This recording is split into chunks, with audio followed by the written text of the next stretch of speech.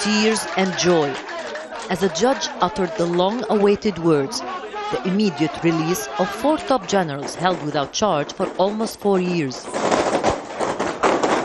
The prosecutor considers that the evidence available to him currently is not sufficiently credible to request the maintenance in detention of those persons. Based on that and the fact that these persons are presumed innocent, the prosecutor does not believe that there is a need to keep them in detention at this point in the proceedings.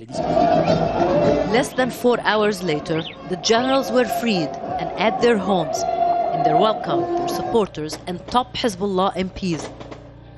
Following years of solitary confinement, Jamil al-Sayed spoke.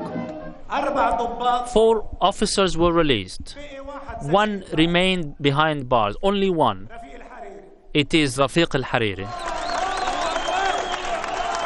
On the other side of town, Saad al-Hariri, the son of the former prime minister and the leader of the March 14th coalition, reiterated his faith in the International Tribunal despite today's decision.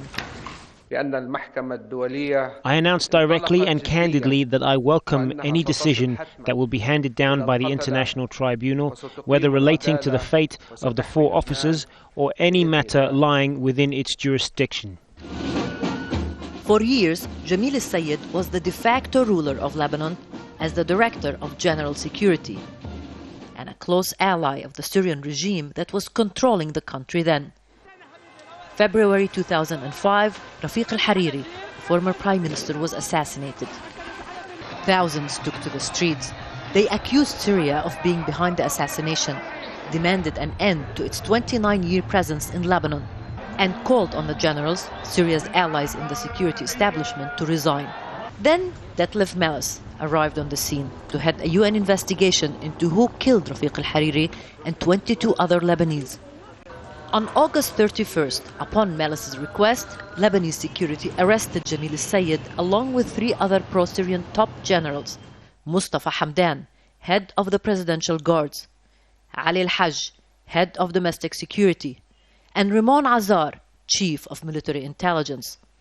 Meles accused the generals of playing a role in the Hariri assassination, which took place right here.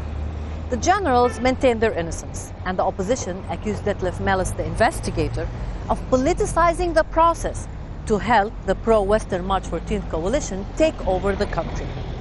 Later on, Meles was removed from his post and other investigators came, but the Lebanese government kept the generals in prison, insisting they were suspects.